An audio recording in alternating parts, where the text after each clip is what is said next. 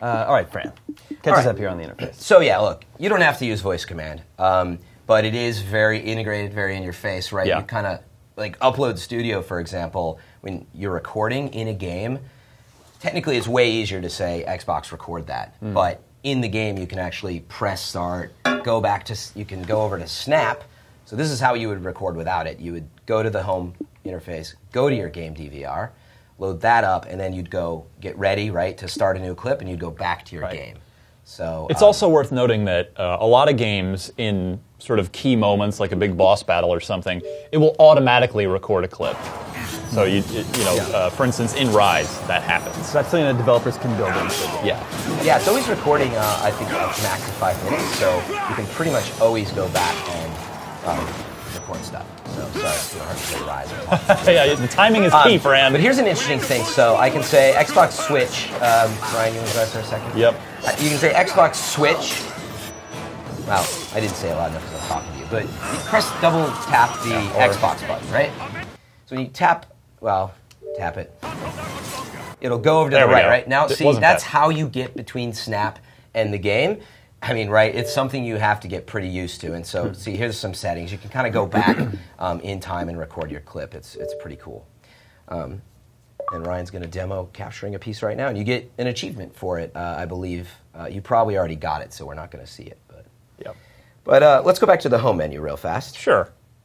Ryan, why don't you just walk us around using the controller? What do you think of this interface compared to the 360? My big thing about this that I like is that it's fast. The 360, when you would hit, if you're in a game and you hit the guide, it just like drags everything down. I'm really noticing now because I've got a PS4. The PS4 is really fast, and last night I went back to my 360 and I was like, whoa. Yeah. But if I just hit the guide, boom, right back out.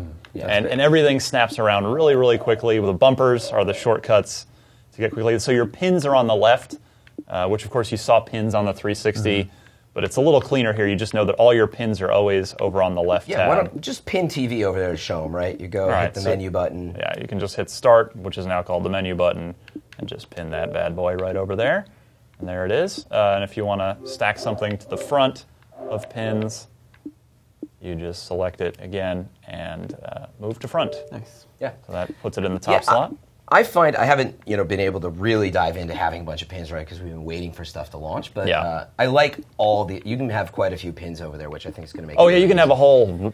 You can have a bigger pin wall than a home screen wall for sure. So it's really nice to like tack on those favorites. There are some curious omissions though. There's no way to manage storage. You have no idea how much hard drive space you have, or you. Are you sure? That sounds crazy. In order to delete games, you talk about it. I'll go. Yeah, you have to actually go into your games and apps. See, there's nothing in here. Xbox unsnap. Ryan, it really doesn't like you. Try it. You try it. Xbox unsnap. Yeah. Well, in any event, so under here you're like, oh great, I need to manage my games. So of course you'd go into system. That's kind of where it used to be. And in nope. There's nothing else in here. I'm not going to show you our serial number in console. Yeah, please don't. But you're like, okay, so what do I do? So, well, it's not terrible, and you have yes, it is. I mean, it's just you don't even know how much hard drive space. Like, I have almost every launch game installed on this machine right now. You don't know how. And I'm like, I'll bet I've about filled it up, but there's no way to check. Wow. It's strange. Yeah, so it's a very odd omission. Yeah, like I don't know how much we've used. So what you have to do is go in. You can click, on the menu button. Then you're like, okay, so this one's 4 gigabytes. Right. Dead Rising is about 20 gigabytes, and you're like, you got to kind of make decisions based on the gigabyte size. To be fair, Microsoft says yes, we know, and we're going to get it in there, but they didn't have a timeline on it yet. So yeah, for all the little smart things, there are several really odd omissions as well, but nothing that, at least for the time being, is going to ruin your life. I mean, it's still... So, Fran, you're reviewing the console for IGN. That's right. When can we expect that review? Well, we got to get through launch weekend, so sometime next week. It really depends on how smoothly launch goes, but I expect sometime next week. But how are you feeling about it right now? Yeah, I mean... 2 days before launch. Ryan and I have played quite a bit of it. Can you drive? Yeah, I know it's hard. And I also play inverted, so that's probably throwing you off. But so look, I've spent over a week with it now. I've brought it home. I've brought multiple versions home, and we just got the day one update. It's a little early to say, we're just getting our hands on the final day one. But that being said, I really want to stress that everyone's seeing, oh my goodness, you're using voice commands and it's so difficult, it doesn't work. First of all, I would define work as this does everything they said it's going to do. It does. However, in the commercials, it works the first time you try it. Yeah. And that is going to be a high barrier to entry. But what I will say is as I adapted to the system, I find myself, so now when I'm done with my game, I actually just start to throw the controller down and walk away, and I'm saying I'm not going to say it, but Xbox turn it off. Yeah. And then I walk away and say yes, and it goes off. I don't hold the button, go to wait off. for it. It's actually really nice. When I walk in my room and just get home having TV running through it, I do say Xbox on. Xbox on. And, I get... The TV's instantly running, You still have to turn your TV on, though, right? Nope. So we can't show the setup right now, but what's really cool about the Kinect is it is technically a universal remote. They need to do a lot more with it, but what it is it's firing all these infrared beams out behind us, and it's actually a perfect remote. I have not had any trouble with it detecting the television, my box. It's really quite robust. There's going to be some models the TVs can't find. Sure. But for example, we can mute the TV right now. I've set it up. I can shut off the box and the TV at the same time. So yeah, when you walk in, it fires on the TV, and when you walk out, it turns it off. It's a really cool setting. That is very cool. Yeah. If you don't want to use voice commands at all, is it still really easy to use? Is it easy to navigate the interface without voice commands? Ryan? Well, with a controller, yeah. I'm not a fan of the hand, Kinect hand gesture stuff.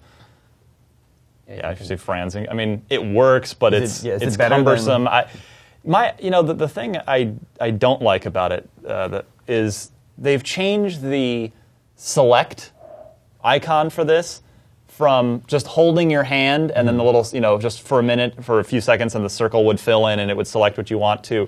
It's a push gesture now, and you often you hit the wrong thing. It's not a precise. I've done that too. Yeah, it's I'll a really be trying to go to that. Yeah, it's a gesture I really, really don't like at all, and I don't understand it. So yeah, now I'm going to try to do the. You can grab the screen and pinch it. And it's not working right now. You basically hold your hands out. It normally will give you a cue. I think it's because I'm not signed in actually. Is that what? So Ryan, can you try that one? Sure, take over. Just hold your hands out. There you go. There it is. Yeah. Do it a little more slowly. Oh gosh, sorry, I'm really not doing a great job here. Did it work? Just hold it out for a second. Yeah, not so happening. gestures are not quite where you want them to be, and that's just kind of a fact. So yeah, I mean, look, there's a ton to show in here. Upload Studio, we've got clips of that up. We've got demos of Skype. We've got a ton of stuff on the site that it's a little more elegant if we can kind of take the time out of the studio to show you that stuff. So it is up. Go check that out. But again, on the hardware side, what I will say, if you're looking to drop here in the States, $499. That's a pretty big price to entry, but the headset, the controller, the box itself, this is a great system. And arguably, you're like, okay, well, PS4 is $100 less. Other than the games, which is always with the consoles, you got to go for what games you want if you're a gamer.